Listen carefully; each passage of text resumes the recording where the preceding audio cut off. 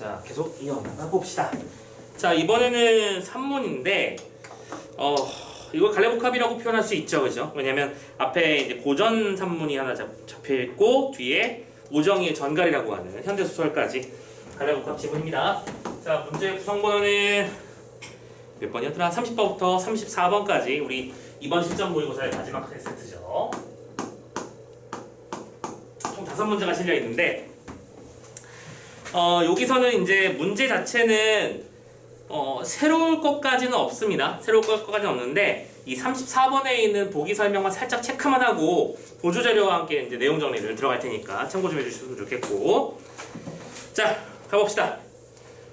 보기를 바탕으로 가와나를 이해해 봅시다 라고 되어 있고요. 우리 소설사에서는 하면서 얘기가 시작되고 있네요. 이 부부간의 애정 성취와 사랑의 의미를 묻는 부부서사가 시대를 초월하여 창작되어 왔다라고 말하면서 지금 보게 될 작품들은 부부서사라는 얘기가 담겨있답니다. 그러니까 고전소설에서의 어떤 부부, 그리고 현대소설에서의 부부의 삶에 대한 얘기가 나와 있다는 거죠. 이들 서사의 주인공들은 결혼 단계에서부터 애정 성취를 가로막는 기존의 질서나 제도로부터 벗어나 인간 본래의 마음에 따른 선택을 하게 됩니다. 참고로 여기서 이제 여러분들이 알고 있는 용어가 하나 있을 수도 있는데, 애정지상주의라든가 뭐 영정소설이라든가 이런 작품들에서 주로 등장하는 특징이 뭐거든? 그러니까 두 사람이 철수와 영희가 서로 한눈에 반해서 행복하게 살았어, 이런 소설이 안 된다고 했었죠. 반드시 갈등 요소가 등장해야 되는데, 그 갈등 요소를 우리는 다른 말로는 혼사장애 화소라고 부른다라고 하는 식으로도 알고 있는 사람이 있을 거야. 지금 그 얘기하고 있는 거다, 그죠? 자, 이렇게 해서 이런 장애들이 있지만 그들은 어쨌든 그들의 사랑을 이루어내더라 라고 얘기를 하고 있고요. 물론 결혼 생활 동안에는 부부의 미숙한 행위가 드러나기도 하고 위기가 닥쳐오기도 합니다. 이러한 서사적 얼개를 통해 자기를 성찰하고 위기를 극복해 나가는 부부상이 바로 창출된다고 되어 있는데, 그러니까 두 작품은 공통점은 이거야. 혼사장애 모티브라고 하는 것을 겪은 두 연인이 실제 삶 속에서 부부의, 참고 두 번째 부부의 미숙한 행위, 그리고 그 미숙함은 뭐가 만들어진다? 위기가 만들어진다라고 되어 있을 텐데, 이 두 작품에서의 어떤 위기 상황은 어떻게 되는 것인지 그걸 파악하는 것이 중요하구나 라는 거를 생각하고 갈 수 있겠구나 라는 거 말씀을 드리고요. 참고로 문제 선택지 구성도 이번 6모평에서 나왔던 패턴이랑, 이번 9모평에서 나왔던 패턴이랑도 비슷하죠. 선택지가 가 두 개, 나 두 개, 가 두 개의 어떤 공통이나 차이점을 선택하는 선택지 하나까지 해서 묶여있는 특징까지만 파악해 놓으시면 될 것 같습니다. 자, 어쨌든 우리가 두 작품에서 봐야 될 핵심적인 요소가 뭔지를 전부 다 설명을 해주고 있었고요. 자, 그러면 실제로 지문 속에서 이 우리가 보는 스토리가 어떻게 되는지 한번 정리를 해볼 텐데, 자, 선생님은 알고 있죠? 작품의 전체 줄거리와 핵심 등장인물을 통해서 이야기를 정리를 한번 해드리도록 하겠습니다. 제일 먼저 수경낭자전부터 한번 가보도록 하자고요. 오케이? 자, 보조자료를 펼쳐주시고요. 이 보조자료에서 수경낭자전의 전체 줄거리가 잡혀있는 부분을 좀 잠깐 체크할까 하거든요. 어디 있을까? 자, 수경낭자전의 첫 번째 자료를 보시면 전체 줄거리가 굉장히 짧게 그려져 있습니다. 선생님이 일단 전체 줄거리 얼개와 이런 것들을 보여드릴 거고, 참고로 이 수경낭자전도 우리가 알고 있잖아. 지금 우리가 보게 될 장면 외에 다른 장면이 분명히 출제될 가능성이 있을 텐데, 다른 장면이 보통 어떤 식의 예문이 있는지도 한번 살짝만 보여드릴게요, 이따가. 자, 일단은 주제에는 유교적 결혼 규범을 뛰어넘은 사랑의 성취다라는 얘기가 나오게 있는 거 일단 확인되시죠? 넘어가고, 자, 전체 줄거리 봅시다. 경상도 안동 땅에 살고 있는 혈자리 모습이 나왔네. 자, 양반인 백상군과 부인 정씨가 있습니다. 자, 일단은 백상군이라고 하는 어른과 부인 정씨였나요? 오케이, 정씨 부인. 오케이, 이 두 사람이 어렵게 외아들인 선군을 낳습니다. 백선군이죠, 그러면. 참고로 이 작품의 남주입니다. 백선군을 낳았고요. 이 부부는 당연히 또 이제 애지중지 키우는 외동아들이니까 좋은 배필을 구하기 위해서 여기저기 구혼을 하고 다녔지만 마땅히 구할 길이 없어 근심이었죠. 내 아들의 격에 맞는, 내 아들의 어떤 뛰어난 능력에 맞는 제자가 인형 주인공이었을 거 아니겠지? 그래서 아내를 구했지만 쉽게 찾을 수 없었습니다. 그런데 한편 선군의 꿈에 나타난 수경은 자신이 선군과 천생의 연분임을 알리어 둘은 부부의 연을 맺고 하면서 갑자기 툭 하고 넘어가 버렸죠. 자, 여기서 이제 수경남자가 있는데 제목이 수경남자전이기도 했고요. 자, 이 수경남자가 등장하는 장면도 되게 독특하긴 합니다. 자, 스토리를 살짝만 여기서 좀 보태드리자면 백성군이 어쨌든 하루 이렇게 저렇게 살고 있는데 하루는 잠에 들었다가 꿈을 꾼 거야. 근데 꿈에서 한 선녀가 나와서 난 당신의 인연입니다. 그리고 참고로 선녀잖아요, 얘들아. 선녀니까 겁나 예쁘고 겁나 분위기도 끝내줬겠지. 매력적이었겠죠. 그래서 백성군은 말 그대로 한눈에 뿅 가버렸어요. 아니 당신이 나의 짝이라고? 아 이렇게 예쁜 일이 언제? 우리 결혼 언제 해요? 바로 아들 낳을 생각, 딸 낳을 생각부터 합니다. 근데 수경남자가 그때 이렇게 말하죠. 지금으로부터 몇 년을 기다리셔야 됩니다. 그렇지 않으면 제가 죽어요. 이건 암시죠. 복선입니다. 제가 죽기 때문에 시간을 두었다가 나중에 결혼해야만 합니다. 라고 말을 합니다. 근데 그 장면에서 결국에는 백성군이 참지를 못하고 수경남자를 찾아요. 찾아와서 굳이 데려가. 그래서 그 사람은 어쨌든 이미 벌어진 일이니까 결혼이라는 걸 하게 되고 부모님들도 어쨌든 백성군이 너무나 마음에 들어하는 아내감이었기 때문에 그래 결혼해 하면서 8년간 행복하게 살았습니다. 심지어 자식도 낳고요. 오케이? 여기까지는 그냥 그럴 수 있지. 근데 분명히 암시가 있었어요. 자, 그런데 그러던 중 부모의 명으로 선구는 과거를 보러 서울로 떠나게 되고 자, 그럼 봐봐. 되게 재미난 점은 이 작품은 되게 묘한 면모가 있어요. 분명히 유교 이념의 바탕을 두고 있단 말이야. 그런데도 수경남자와 결혼은 백성군이 그냥 밀어붙였죠. 그쵸? 그리고 수경남자 역시 애정지상주의이긴 합니다만 한 남자가 한 집안의 가장으로서 큰 일을 하려면 과거 시험을 봐서 당연히 등급을 따와야 된다 라고 해서 남편을 강제로 자기도 밀어붙여요. 너 가서 과거 시험 보고 와. 오케이? 내가 그동안은 기다리고 있을 테니까 얌전히 보고 하는데 문제는 백성군이 수경남자를 이래도 되나 싶을 정도로 너무 좋아했어요. 그래서 우리 뒤에 나오는 지문, 우리가 실제로 보는 지문이 딱 그 부분이잖아. 시험 보러 가는 길에 그날 저녁에 보고 싶은 거야. 그날 오전에 떠났는데 그날 저녁에 보고 싶으니까 한밤중에 말 타고 다시 와. 그래서 여보 하면서 끌어안아요. 아, 좀 그만 와요. 내일 또 가. 그래서 또 갔어요. 근데 그 다음 날도 아 보고 싶어 하면서 여보 하면서 또 온 거야. 계속 오는 거지. 그런데 그 사이에 중요한 인물 백상군이 자 우리 며느리는 분명히 지금 남편은 밖에 보내고 혼자 있어야 되는 상황인데 자꾸 며느리 방에서 남자 목소리가 들려오는 거잖아. 오케이? 자기 아들이라고 생각은 안 하고 그래서 저 뭔가 이상한데 라고 하면서 계속 느낌을 가지는데 수경남자는 그 낭을 눈치채고 밖에 이제 아들을 위하는 어떤 멘트도 치고 일부러 아닌 척 커버를 치면서 남편을 커버해줘요. 당신의 아들내미가 이렇게 찌질하게 굴지 않고 있습니다라는 커버를 쳐주기 위해서 아무 일도 없었던 것처럼 했는데 문제는 백상군이 그러니까 수경남자가 의심스럽잖아요. 자, 그래서 어떤 의심으로 인해서 10이었던 매월이라고 하는 친구에게 아 매월이 맞나? 잠깐만요. 매월인가? 잠깐만 이름 정확하게 좀 갈게. 매월이 맞구나. 오케이. 10이었던 매월이한테 부탁을 해놓습니다. 야 우리 며느리가 좀 시적지 않은데 혹시 며느리 방에서 남자애기가 목소리가 들려오거나 이러면 바로 보고해라 했는데 아니나 다를까 백성군이 또 와버린 거야.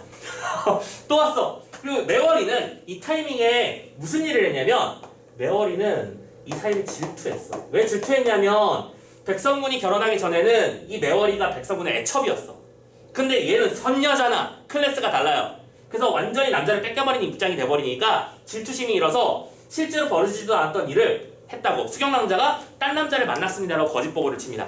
그래서 백상군은 아주 진노해가지고 수경남자한테 막 겁나게 화를 내요. 어떻게 너는 조실한 여자인 줄 알았더니 이렇게 나쁜 짓을 하고 다니냐 했더니 수경남자 제가 그럴 리가 있겠어요? 하지만 저의 죽음으로 저의 결백을 증명하겠습니다. 죽어버려요. 죽어요. 오케이. 자, 일이 터졌습니다. 백상군은 어쨌든 난감한 일이 겪어졌죠. 우리 아들내미가 우리 며느리를 정말 좋아한다는 사실을 너무 잘 알고 있고 백성군이 만약에 이 아내의 죽음의 소식을 듣자마자 모든 걸 때려치고 돌아올 게 뻔하기 때문에 그래서 일단은 잘 갔는지 감시하면서 동시에 다른 여자를 어쨌든 남자가 사회생활을 하려면 새로운 어떤 가정을 이뤄야 되니까 다른 집을 구해서 임씨라고 하는 여자를 또 어쨌든 수소문해가지고 결혼 준비를 시켜요. 그리고 얘는 뭐 당연히 장구급제 같은 거 해가지고 성공해서 돌아오는 길이었죠. 자, 돌아오는 길인데 웬 급보가 날아온 거죠? 무슨 일이었냐면 급보가 아니지 순서가 이렇게 됩니다. 그래서 백상군이 이제 장구급제 해가지고 집으로 돌아오는 길에 갑자기 딱 와가지고는 그래 고생했다 잘 됐고 야 혹시 근데 사단장부가 어쨌든 가정을 이루어야만 좋은 거 아니야 하면서 자꾸 딴 여자한테 혹시 관심 없냐는 자꾸 이상한 찌르는 행동을 하는 거야. 아니 아버지가 왜 자꾸 딴 여자 얘기를 하지? 이상하다 싶어가지고 알아봤더니 아니나 다를까 수경 남자가 죽어있다는 사실을 알게 됐죠. 그래가지고 뛰어가서 열이 받아가지고 그때 뒤로 집안에 있는 모든 노비들을 다 묶어가지고 한 명 한 명 고문을 시작했는데 그때 수경 남자의 시신이 움직이지 않아요. 선녀니까 좀 전기적 요소가 분명히 있습니다. 전기적이에요. 시신이 움직이지 않고 칼이 뽑히지 않고 막 이런 일이 벌어지고 있었던 거야. 그래가지고 좋지 이걸 어떻게 하면 좋을까 하면서 답답해하다가 어쨌든 내 아내 지금 아까 칼로 자살했다고 했었잖아, 그렇지? 그 칼을 싹 뽑았는데 그 자리에서 청조가 한 마리 날아올라요. 파랑새란 뜻입니다. 파랑새가 날아오르면서 메어릴레 메어릴레 하면서 소리를 질러요. 메어릴레 메어릴레 이상한 소리를 지르는 거야. 그러면 날아가 버렸어요. 메어리야? 하면서 메어리를 부르지. 그리고 고문을 했죠. 고문했더니 실토를 합니다. 제가 이 질투에 눈이 멀어서 거짓으로 변을 구했고 그래서 그런 일 때문에 당신의 와이프가 죽었습니다. 해서 되게 잔인하긴 한데 그래서 메어리를 바로 사지를 찢어버린 다음에 간을 꺼내서 그 간으로 수경자의 제사를 지내요. 여보 당신의 어떤 억울함을 풀어주겠다 하면서. 자 그런 일이 벌어졌고요. 어쨌든 그러고 있었는데 옥황상제는 다시 아이고 판을 죽인 사람은 아닌데 옥황상제는 근데 이 모든 상황을 다시 또 수경남자에 듣고 야 너 억울하게 죽었잖아 이렇게 죽는 건 아닌데 너 스토리가 그렇게 나가면 안 되는데 하면서 다시 살려내요. 그래서 수경남자는 다시 환생을 합니다. 자 지금 생각보다 키워드가 많이 나오고 있어요, 그쵸? 이 작품에는 유교 이념이 바탕되고 있다, 정기적 요소가 분명히 들어가 있다, 또 환생의 키워드가 들어가 있다 이런 얘기가 계속 나오고 있습니다. 오케이? 다 기억하셔야 됩니다. 그래서 지금 설명하는 거예요.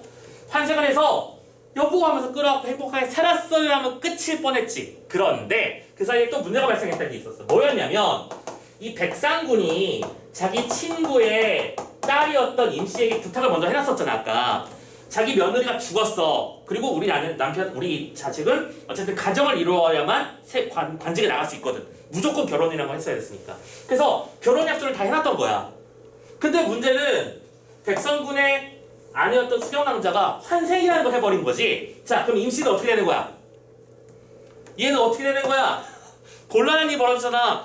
결혼식도 안 했는데 결론적으로 결혼을 약조는 해놓았던 상태였거든. 그래서 이 사람은 시집을 갈 수도 없고 갈 수도 없는 애매한 상태에 놓이게 되면서 굉장히 안타까운 지경에 놓이게 되죠. 오케이? 자 그리고 그 상황을 전해들은 또 백성군은 이 아버지와 함께 이 집에 가서 상황을 말해줘. 당신의 딸이 그치?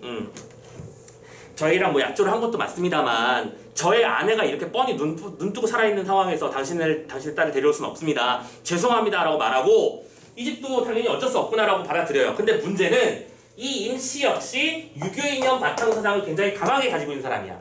나는 한 남자와 결혼할 약조를 가지고 있다. 그렇기 때문에 나는 다른 남자에게 시집을 갈 수 없다는 얘기를 정확하게 아버지에게 말하고 그때부터 밖에 두문불출하면서 결혼을 한 것도 아니고 안 한 것도 아닌 요상한 상태에서 계속 살게 되는 거죠. 그리고 이 임씨의 아버지는 이제 안타깝죠. 우리 딸내미가 졸지에 과부가 돼버렸잖아. 그래서 또 이런 상황을 또 말해줬더니 백성군은 또 그 얘기를 듣고 이제 수경남자한테 살짝 털어놓는 거죠. 여보, 당신이 없는 사이에 죽어있던 사이에 이런 일이 벌어졌어. 그리고 이 임씨가 굉장히 곤란하게 되었단 말이야. 어떻게 하면 좋을까요? 했더니 또 수경남자는 여주인공답게 관대한 마음씨를 보여주죠. 그런 상황이라면 그녀를 도와야 되는 게 아니겠습니까? 좋은 방법이 있습니다. 그럼 뭐냐? 임금께 상소문을 올려주세요.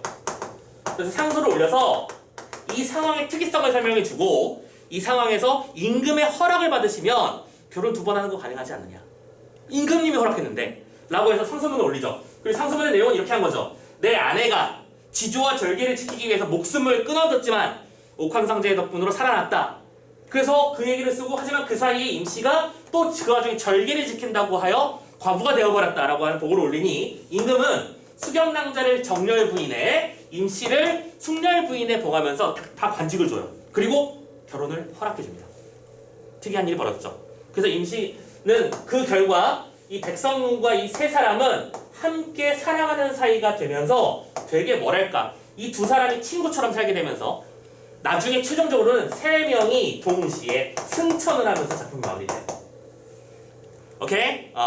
자, 선생님 진짜 간단하게만 중심 줄거리를 쫙 정리를 해드렸는데 이 작품의 내용을 가만히 좀 들여다보면 아실 거야. 굉장히 다양한 사상들이 막 녹아 들어가 있는, 쉽게 말해서 아침 드라마스러운 분위기가 잘 나타나는 작품이라는 거지. 먹힐만 하거든. 다 가져오는 거야. 당대 사람들의 일반적인 인식은 정확하게 배경에 깔아놓고 그 와중에 신비한 이야기도 집어넣으면서 주인공이 살아나기도 하고 이런 일들이 벌어지면서, 그리고 제일 중요한 거 행복한 결말. 오케이? 이런 것까지 만들어내는 그런 작품이었다라고 하는 걸 기억하셨으면 좋겠고요. 기본적으로 그래서 이 작품에서 좀 기억하셔야 되는 상황이 뭐냐면 이 가치관. 오케이? 그러니까 지금 수경낭자는, 그리고 임씨라고 하는 여인들은 분명히 주체적 여성상으로도 등장하지만 그 주체적 여성상이 뭐 우리 앞에서 봤던 이춘풍전에서의 그 아내처럼 자기의 삶을 막 의도적으로 개척해나가고 그런 쪽은 아니야, 그쵸? 하지만 자신이 뜻한 바는 어쨌든 꾸준하게 잘 꿋꿋하게 지키려고 하고 부족한 남편이지만 어떻게든 보조하려고 하는 그런 인물들이 다 보이고 있잖아요, 그죠? 그래서 유교 이념으로 바탕을 가지고 있으면서도 동시에 여성으로서의 주체적 상성을 가지고 있다는 측면에서 이 인물들의 특성을 비교하는 문제, 파악하는 문제가 자주 등장하는 편이라는 것도 좀 알아뒀으면 좋겠어요. 오케이? 선생님이 나눠드린 이 보조자료에 그 밖에 나머지 중요한 장면들도 몇몇 있으니까 나머지 전부 다 보도록 하고, 선생님이 아까 중요한 장면 하나 정도 좀 보여드린다고 했었죠? 그건 이따 보도록 하고요. 어쨌든 스토리는 이렇게 흘러간다. 되셨죠? 모티브를 잘 기억해요. 자, 그러면 지문 부분 한번 살짝 살펴봅시다. 어떤 얘기가 나와 있는지 봅시다. 부분 줄거리, 경상북도 안동땅에 있는 백성군의 꿈에 수경이 나타나서 넌 천상연분이야 라고 말했고, 부부연을 맺고 행복하게 8년 보냈고, 과거 시험에 응시할 것을 요구했고, 당연히 수경낭자도 백성군에게 오케이? 당신 과거 시험 봐야 되잖아요 하면서 보냅니다. 자, 가보죠. 당신은 내가 과거를 보고 돌아올 때까지 부모를 잘 모시고 애들과 함께 기다리시오. 그렇지. 길을 떠났어. 그런데 문제는 수경과의 이별이 슬퍼서 한 걸음에 돌아서고 두 걸음에 돌아보면서 연연한 정을 금하지 못하므로 수경도 중문 밖까지 나와서 먼 길에 몸조심하라고 재삼당부하면서 슬픔을 금치 못했어요. 둘 다 죽고 못 사는 사이였던 거죠. 자, 선군은 수심에 찬 기색이 얼굴에 가득해서 발걸음을 무거워 그날은 종일토록 30리밖에 못 갔어요. 말 타고 갔는데도 얼마 못 갔다는 얘기입니다. 그래서 주막에 들어서 저녁상 받고도 오직 수경 생각만 밖에 안 나. 밥도 못 먹겠어. 그러니까 하인이 민망히 여겨서, 아니 그렇게 밥도 안 먹고 그렇게 딴 생각만 하시면 천리길은 어떻게 가시죠? 했더니 입맛이 없는 건 어떻게? 라고 했고요. 또 적막한 주막방에 있으니까 또 마음이 찬란하죠. 자꾸 수경낭자가 보여지는 것 같고 목소리가 들리는 것 같고, 그래서 어떻게 했습니까? 마침내 이경 끝에서 삼경초, 깊은 밤이라고 번역하면 된다고 했었죠. 기억나십니까? 신발을 들매고 집에 돌아와서 담을 넘어서 수경이 방으로 들어갔어요. 아내한테 돌아온 거죠. 잠을 깬 수경이 깜짝 놀라서, 남군님 이 밤중에 어쩐 일입니까? 왜 돌아오셨어요? 성군이 대답하죠. 종일토록 가다가 겨우 30리 가서 숙소를 정했지만 난 네 생각밖에 안 났어. 나는 네가 필요해 하면서 꽉 끌어안습니다. 오케이? 그런데 이때 부친 백공이 아들을 과거차 서울로 보내고 도적을 살피려고 이제 돌아다니고 있는데, 그러니까 마지막에 순찰 도신 거죠, 아버지가. 근데 수경낭자 방에서 왠지 남자 목소리가 들리는 거죠. 혼자 생각해. 며느리는 빙옥지심과 송죽지절의 여인. 오케이? 처음에는 자신의 며느리를 믿고 있었습니다. 오케이? 빙옥지절이 무슨 뜻인데요? 빙옥, 아까 우리 매화사 봤었지? 거기서 나오는 그 단어였죠? 그런 마음, 지조와 절개의 여인인데 어떻게 외간 남자와 사통하여 자기 아들이 돌아왔을 거라고 생각조차 안 하는 거야. 왜 사통을 해서 음행한 짓을 했을까? 근데 세상 일에나고 알 수 없는 거니까 한번 알아보자. 뭐예요? 의심이 많은 성격이라는 거 보이죠? 그래서 들어봤더니 수경이가 싹 그 상황을 눈치채곤, 시아버지께서 밖에 가기 싫다니까 숨기세요 하면서 애를 달리면서 애기 달래는 목소리를 낸 것처럼 하는 거야. 애기 목소리였던 것처럼. 자, 그렇게 그러고 있으니 시아버지 백공은 분명히 멀리서 들었을 때는 어른 남성 목소리였는데 애기랑 얘기하는 것처럼 갑자기 확 바뀌니까 와, 이상하다는 느낌을 받은 거죠. 오케이? 그래서 선군에게는 그 다음 얘기는 넘어갈게. 빨리 돌아가, 빨리 공부하러 가세요 하면서 보내버리고 그냥 계속 하룻밤은 그냥 꼴박 샜어요. 자, 이튿날이 됐습니다. 또 50리를 갔어요. 근데 또 보고 싶어요. 어떻게 했어요? 또 돌아왔습니다. 수경이 꾸짖죠. 남군은 제가 간곡히 말씀드린 걸 듣지 않고 오늘 밤에 왜 또 들어오셨습니까? 이러다가 천금 귀체, 당신의 몸도 굉장히 귀한 몸이잖아. 내가 살아가는 남편이잖아. 당신이 이렇게 긴 거리를 밤늦게 이렇게 돌아다니고 한번 밤새도록 왔다 갔다 거리면 아플 거 아니냐 이거죠. 그래서 병원 오시면 안 되니까 차라리 제가 남군의 숙소에 찾아갈 테니까 제발 이렇게 오지 마세요. 이렇게 말을 했던 거죠. 자, 어쨌든 다음 부분 봅시다. 근데 우여곡절 끝에 상군이 다시 과거리 길에 올랐지만 수경은 12매월의 간계로 간통의 누명을 쓰게 됩니다.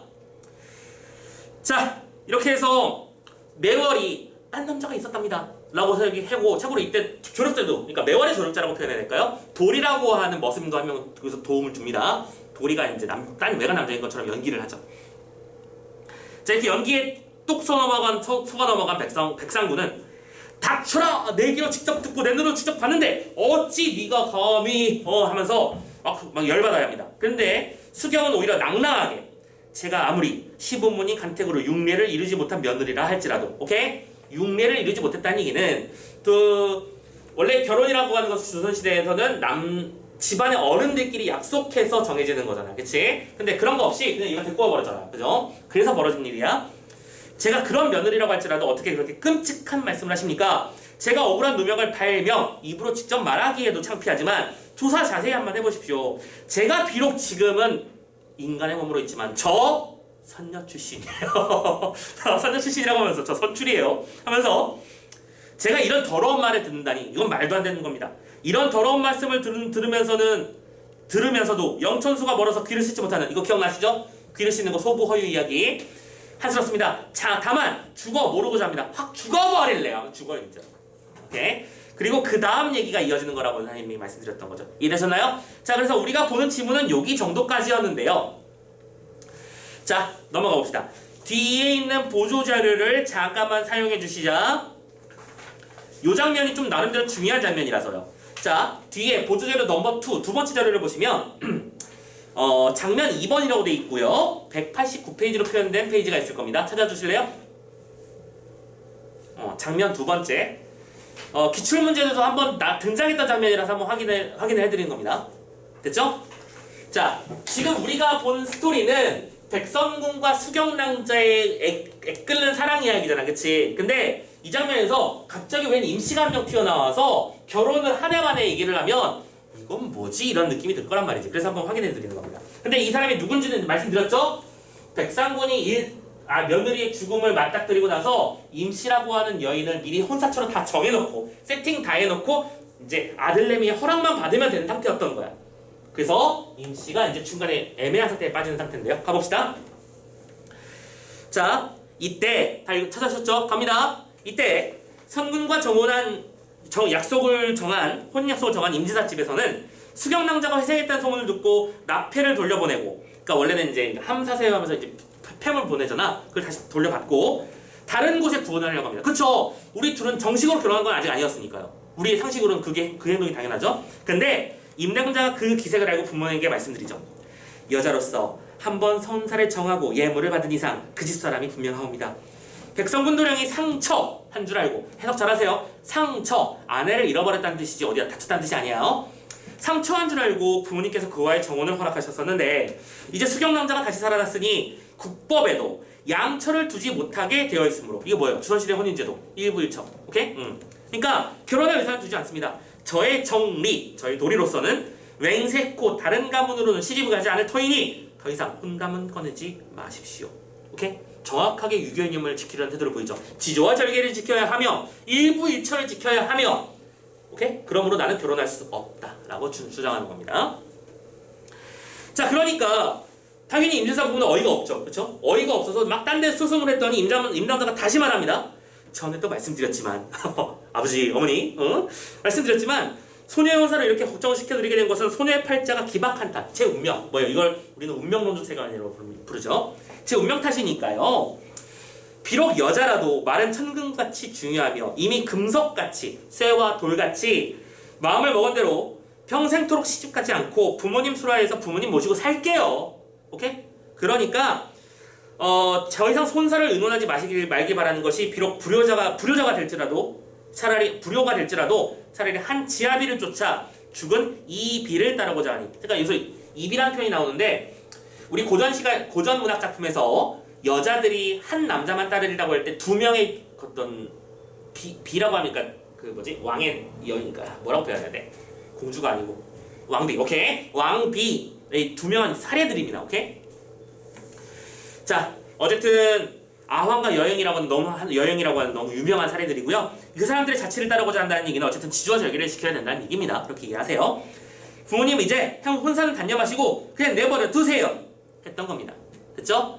자, 이 장면 한번 일부러 체크를 했고요. 그리고 나서 그 다음에 있는 얘기들은 그래서 임진사가 백상군을 찾아가서 이런 거 축하할 겸 말을 했는데 어떤 상황인지 살짝 보면서 뭐 얘기를 주고받다가 선생님이 아까 말씀드렸던 대로 임금께 상소문을 올려서 이 상황을 타개하도록 하자라고 하는 스토리가 나오는 게 그 다음 장면입니다. 오케이? 그건 나중에 한번 따로 슬렁슬렁 한번 읽어보시면 될 것 같아요.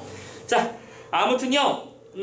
지금 이 작품을 통해서 우리가 확인할 수 있는 것들 뭐랄까 기본적으로 애정소설. 그러니까 우리나라 드라마의 특징이기도 하지 않냐 얘들아? 우리나라 작품들은 대부분 물론 요즘 뭐 오징어 게임이 엄청난 인기를 끌고 있다고 하더라만 나중에 보세요. 지금 보지 마세요. 나중에 봐. 오징어 게임 했는데 뭔지 다 알겠어. 그러면 지금 곤란한 겁니다. 그래서 좀만 참아. 자, 아무튼 이런저런 유명한 어떤 작품들이 있는데 우리나라 기본적인 작품의 특징은 전부 다 뭐냐면 어떤 사랑 얘기로 흘러가지 않더냐 그거거든요. 근데 기본적으로 이 작품은 비현실적 애정담이다. 그치? 한 남자가 두 명의 아내를 거들게 되는 사실이라든가 죽은 사람이 다시 돌아온다는 얘기라든가 또 마지막에 심지어 뭐도해요? 승천도 하죠. 아, 하나 빼먹었네? 기본적으로 선녀랑 결혼했습니다. 그죠? 그리고 자기가 선녀인 줄도 알고 있어요. 그런 비정상적인 코드들이 담겨 있다는 거. 그래서 굉장히 뭐랄까 독특한 코드를 가지고 있는 작품이라는 점에서 좀 해야 될 얘기가 많은 작품이었고 아까도 말씀드렸지만 기본적으로 이 작품을 어디서 배웠다라고 한다면 이 인물들 간에 나타나는 가치관의 대립 이런 것들을 따지는 게 굉장히 중요하다라는 걸 꼭 한번 기억해 주세요. 자, 백상군, 백선군 그리고 수경낭자, 임시, 매월 그리고 등장하는 인물들이 많으니까 잘 체크해 놓으시고요. 자, 여기까지 해서 첫 번째 작품 수경낭자전 잠깐 살펴봤고요. 자, 이번에는 그 뒤에 이어서 바로 이제 전갈이라고 하는 현대소설이 있죠. 자, 이번엔 전갈을 보도록 할게요. 전갈.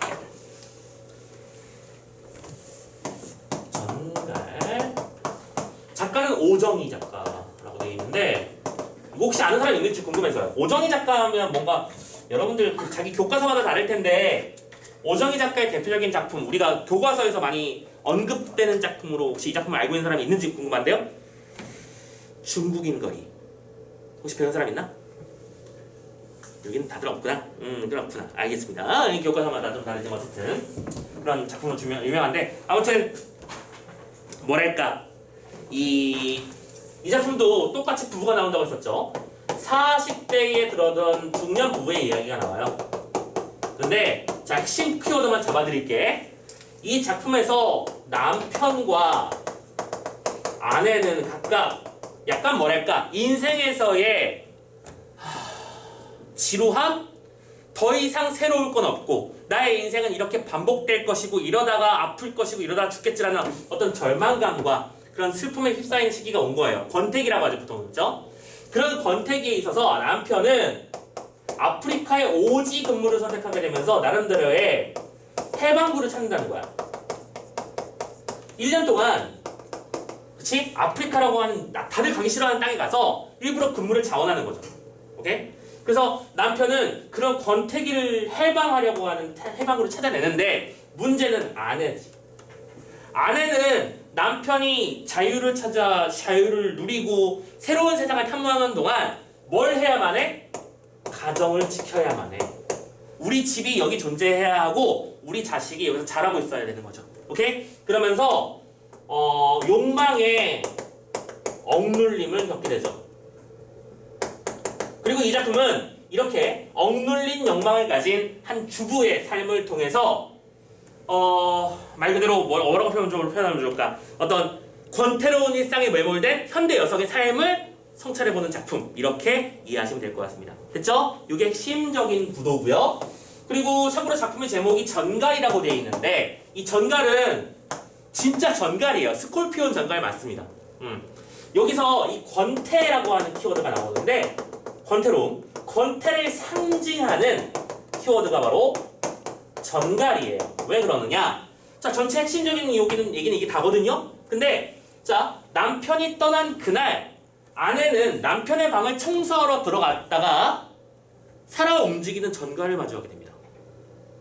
얘들아, 전갈에 독침 맞으면 죽죠? 그럼 이 전갈이 남편이 뭐 남몰래 키우던 진짜 그 전갈일까? 아닐 거야. 이건 아마 아내의 환상으로 보게 된 억눌렸던 욕망을 상징하는 존재였을 거야. 위험해. 하지만 궁금은 하다는 거야. 오케이? 그동안 내가 겪어보지 못했던 삶이 있었을 거 아니야. 한 남편의 아내로서 충실히 가정을 지키던 삶을 말고 또 다른 삶이라는 게 있었을 텐데 남편은 그걸 찾아 떠났잖아. 나도 그러고 싶거든 솔직히. 근데 그 상황이 전갈로 상징되면서 나타나는 거지. 근데 일단 전갈은 뭐 하냐고? 무섭단 말이야. 얘들아, 낯선 건 무섭지? 낯선 건 일반적으로 무서운 아니야? 무서운 편이죠. 낯서니까 너무 행복해 이런 사람들은 잘 없습니다. 그죠?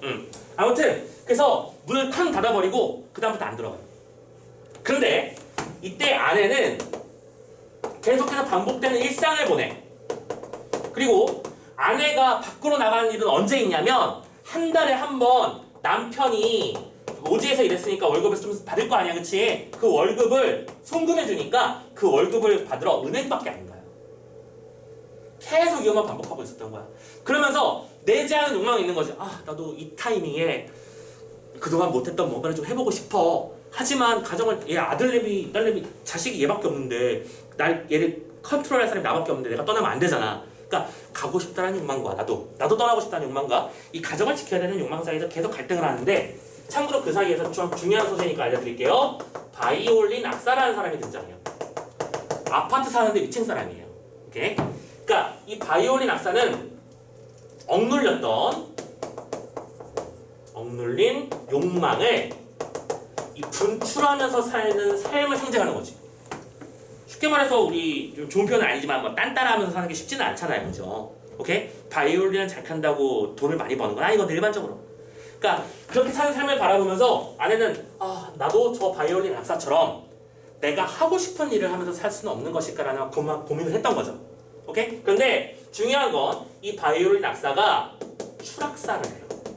왜 그랬냐면 아내가 약간 이 집에서는 이제 바이올린 악사인 남편이에요. 남자예요.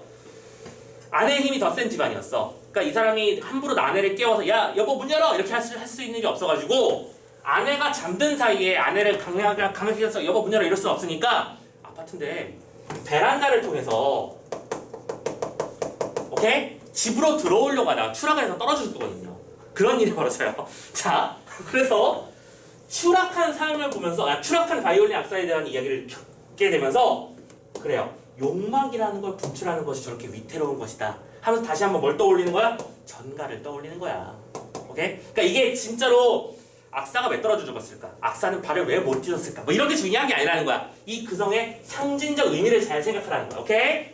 오케이? 두 가지입니다. 아무튼 그런 걸 겪으면서 전갈을 생각했는데 자, 그러다가 언젠가 벌써 1년이 다 됐어. 남편이 돌아온대. 오케이? 남편이 돌아오게 되니까 다시 또 남편의 방을 정리하러 들어가야 될 거 아니야. 그래서 남편 방을 이렇게 열어요. 열었더니 내가 발견했던 전갈이 그 장소에 그대로 말라붙어 죽어있는 거야. 그러면 말라붙어 죽어있는 전갈은 뭘 말하는 거다? 억눌린 욕망은 결국 분출되지 못하고 그대로 말라붙었다는 걸 상징하는 거겠지. 자, 그 작품은 이렇게 해서 발견하면서 작품이 거의 마무리되고 남편은 돌아오고 이런 식으로 마무리됩니다. 오케이? 자, 아무튼 키워드 중심으로 한번 읊어봤고요. 지금 우리가 보는 장면은 또 다른 장면이라서 그렇긴 한데 자, 아무튼 첫 번째 보는 장면은 거기입니다. 아까 말씀드렸던 대로 이 남편의 방에 들어갔다가 전갈을 마주치게 되는 그 장면을 어떻게 표현하는지 한번 좀 같이 따라가 보자고요. 자, 보세요. 벽을 타고 내려오는 동안 상대가 다만 놀란 듯 크게 열린 눈으로 바라볼 뿐 무방비 상태라는 것을 간파해버린 전갈은, 그럼 여기서 말하는 상대는 누군데? 아내죠. 오케이? 그 전갈은 꼬리를 쳐들어 둥글게 머리 위로 구부렸다고. 전갈의 그 특유한 자세 알죠? 꼬리 이렇게 해가지고 독침 앞으로 세우는 거. 적이 위협적이고 도전적인 자세였으나 1초와 2분의 1초까지 계산되어 이어지는 기계체조 선수의 굴신 동작처럼 유연한 몸짓이었다. 그리고 그때까지 그 여자가 젖어있던 이별 뒤의 허탈함과 해방감, 불분명한 가슴에 힘, 애상 따위를 비웃듯 벽과 책상 사이의 좁은 틈 사이로 천천히 사라졌어. 자, 여기서 중요한 건 뭐예요? 아내가 겪었던 이 마인드들이 중요한 거겠지, 그치? 자, 이제 남편은 1년 동안 내 옆에 없을 거야. 그러니까 뭔가 섭섭하면서도 동시에 약간 시원해지는 느낌이랄까? 그런 게 있나 보지. 선생님은 안 그래. 선생님은 와이프가 옆에 있어야 편해. 근데 이거 되게 너무 이기적인 아니었다. 편하다기보다는 좋아. 그런데 대부분의 부부들은 이런다고 하죠. 좀 나만의 시간을 갖고 싶어하고 나만의 공간을 가지고 싶어하지.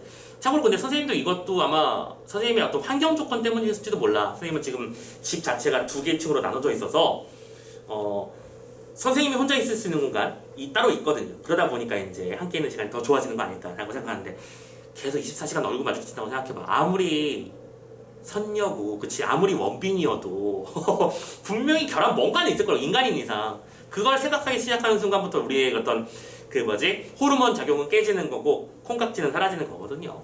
아무튼 그래요. 좋아서 결혼했겠지만 분명히 이제 해방감도 있을 거야. 자, 방은 남편이 사용하던 물건, 기거하는 흔적들로 가득했어. 책상, 엽총, 배낭, 옷걸이에 걸린 채로의 옷가지들이 존재를 증거하고 있었고 그 사이에서 전가를 찾아내는 건 불가능했지. 오케이? 그래서 결국 여자 혼자의 힘으로 그 전가를 찾는다는 것은 불가능하니까 어떻게 하기로 했어? 그날 밤 그 여자가 한 일이라는 것은 바퀴벌리를 죽일 때 쓰던 방법, 붕산가루 뿌리고 마른 쑥을 태워서 연기를 피우고 그리고 그걸 통해서 아이들과 자신을 보호하려고 했고 됐죠? 하지만 계속해서 그 여자는 밤새 뭘 해?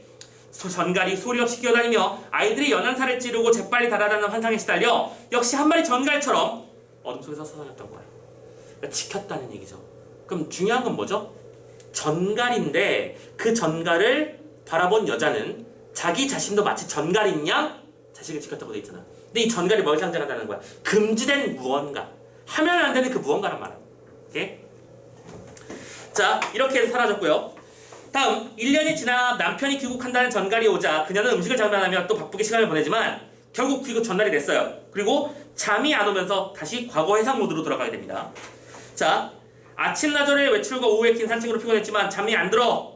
어쨌든 남편의 방을 좀 정리를 해야겠다라고 생각했는데 문제는 전갈을 발견했었던 적이 있었잖아. 그치? 그래서 남편의 방 청소를 벼르기만 할 뿐 엄두를 못 냈었어. 자, 어쨌든 1년 동안 그렇지?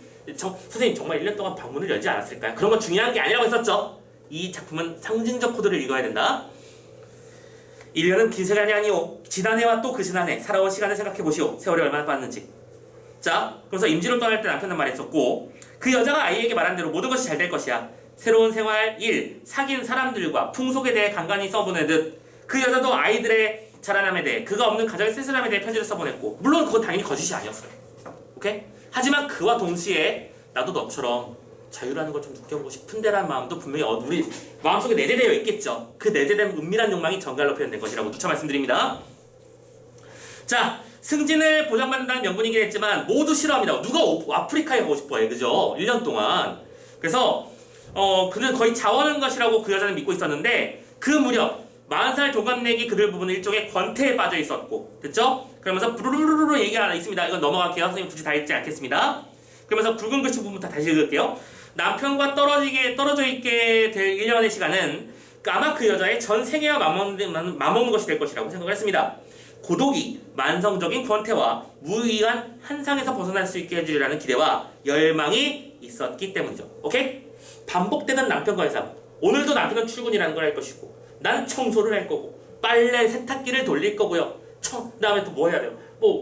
음식도 준비해야 될 것이고요. 장도 봐야 되고요. 그러다 보면 저녁이 돼 있습니다. 애들 밥 해주고요. 그럼 남편이 돌아오죠. 오케이? 그럼 남편하고 저녁 먹고 오늘 있었던 일 얘기하고 오케이? 밤에 TV 한 편 보고 그러고 나서 자. 그럼 또 다시 내일이 돌고 그거 말하는 거잖아. 그러니까 그렇다고 내가 남편을 사랑하는 건 아니지만 이렇게 쳇바퀴 돌듯이 사랑하는 어떤 답답함에서 벗어난다는 일종의 기대가 있었던 것인데 그러나 기실 자신이 원하는 것은 무엇이었던가? 원하는 것이 정확히 무엇인지 알고 있다고 자신 있게 말할 수 있었을까? 모르겠다는 거야. 남편이 떠난 뒤 여느 때와 다름없는 하루가 시작되었고 그럼 봐봐. 선생님 지금 이 장면 시간의 흐름이 어떻게 되는 건가요? 라는 궁금증이 좀 돌지 않냐? 방금 남편이 돌아온다고 했다가 그지? 다시 갑자기 남편이 떠난 직후의 얘기를 하고 있죠. 그럼 뭐예요? 역순행적 구조, 과거 해상식이죠? 체크해 주시고요.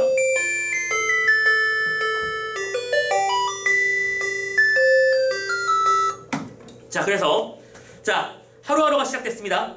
한 달, 두 달이 흘러가는데 그 여자는 한 달에 한 번 봉급을 지급받기 위해서 정해진 은행의 창구를 찾아가고 애들 데리고 영화 한 편 보러 가고 산책을 하고 하지만 거기서 크게 벗어나는 건 없다는 거야. 평소와 다른 건 없다는 거죠.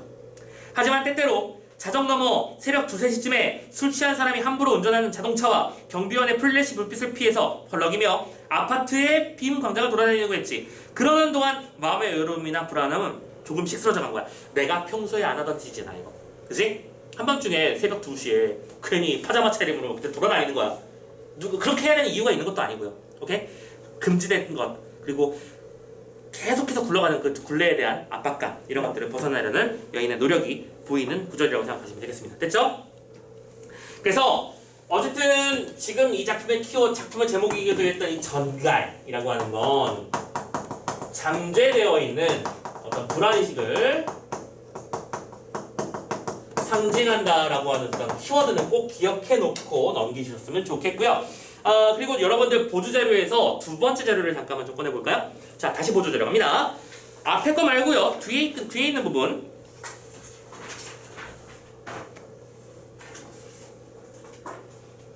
찾으셨나? 공사, 전갈이라고 되어 있고요. 페이지 128페이지로 표현되어 있는 그 보조자료입니다. 전갈의 두 번째 자료예요. 찾으셨나요? 오케이. 자, 그 자료에서 어디였어? 129페이지로 표현된 그 부분에 아래쪽을 보면 특징이 써져 있을 겁니다. 찾으셨나요?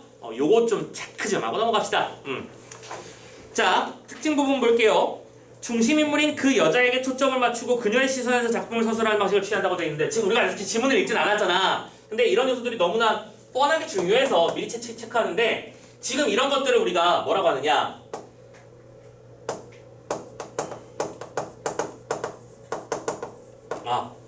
거꾸로 말했네? 거꾸로 썼네? 서술 대상의 초점화라고 하죠. 이거 중요한 용어인 거 알고 있죠? 오케이?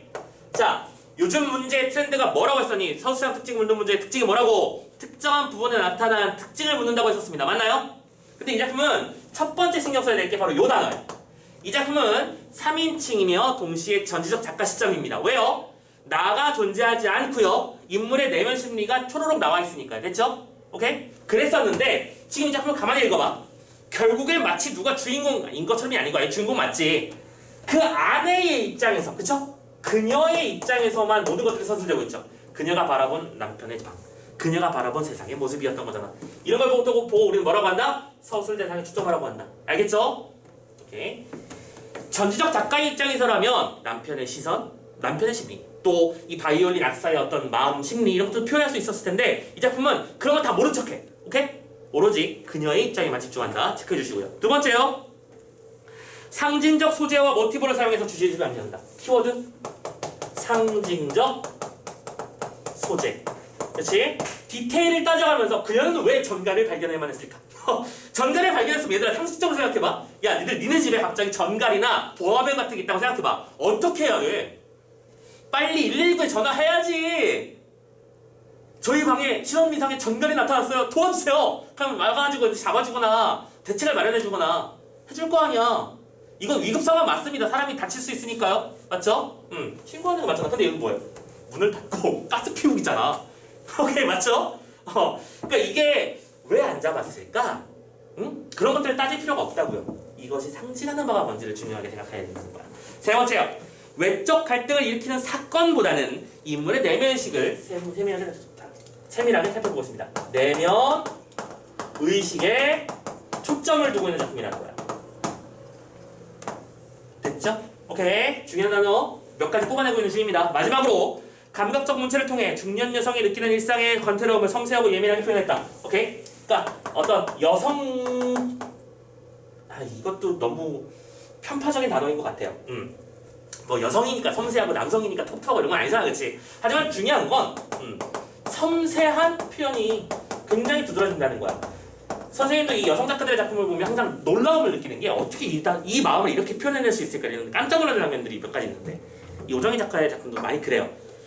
박완서님의 작품을 살펴보고 있으면 뭐랄까 둘 다 이거 뭐라고 표현해야 돼? 그 좀 많이 읽어봐 얘들아. 책 좀 많이 읽어봐. 그들의 소설을 읽고 있으면 이 작가들만의 고유한 색깔이라는 게 분명히 있거든요. 이게 뭐라고 규명하고 정의하기 좀 어려운데 선생님은 문학적 깊이가 많이 얕은 사람이라서 그것까지 뭐 디테일하게 설명하기 많이 어렵지만 뭐 평론가는 아니라서 근데 분명히 그들의 맛은 있습니다. 그런 그 문체의 특징들이 있는데 이 오정희 작가의 작품을 읽고 있으면 여성으로 살아간다는 게 이렇게나 좌절되고 힘든 일일까? 너무 안타까운데 이런 느낌이 너무 약간 어떤 느낌이냐면 온도가 38도인데 딱히 선풍기는 1단으로밖에 안 돌아가고 있고 막 그런 상태에서 그치? 음식하고 있는 그런 느낌이잖아. 짜증나는 거 그거 딱 그 느낌이더라. 여성들의 삶은 좀 그런 식으로 묘사해 놓더라고. 이거 뭐라고 더 표현할 방법이 없어서 답답하네요. 아무튼 간에 자, 그래서 작품에 나타난 중요 특징들을 잘 정리가 되어 있는 부분이 있어서 잠깐 써먹으러 왔었습니다. 오케이? 꼭 기억해 놓으시고 나중에 점검해 주시길 바라겠어요. 됐죠? 됐고요. 그러면 자, 뒤쪽에 있는 문제들 중에서 선생님이 아까 좀 새로운 패턴이 있는 문제는 34번이라고 말씀드렸는데 그렇다고 해서 내용 자체가 새로운 건 아니라서 그지? 이 문제를 굳이 풀진 않겠습니다. 나머지 문제를 보면 30번 문제 인물과 사건 정리하기, 31번 구절의 의미 파악하는 문제, 32번에 어떤 특정한 부분의 차이점을 대비시켜보는 문제, 33번에 여자에 대한 이해, 이것도 핵심적인 어떤 이 인물의 특성을 파악하는 문제잖아, 그치? 항상 그렇잖아. 인물, 사건, 배경, 그리고 이 소재의 특정한 구절의 의미 파악 이런 것들의 기본적인 틀에서 벗어난 건 없어서 굳이 새롭게 설명하면서 넘어가진 않을게요. 오케이? 자, 이렇게 해서 일단 작품을 여기까지 해서 마무리하고요. 실전 3회 작품들까지 끝냈습니다. 좋고요. 자, 이제 마지막으로 휴식 시간 한 번만 더 한 다음에 이제 실전 문제 4회편 현대시부터 또 한번 시작을 해보도록 합시다. 손 좀 돌리고 갈게요.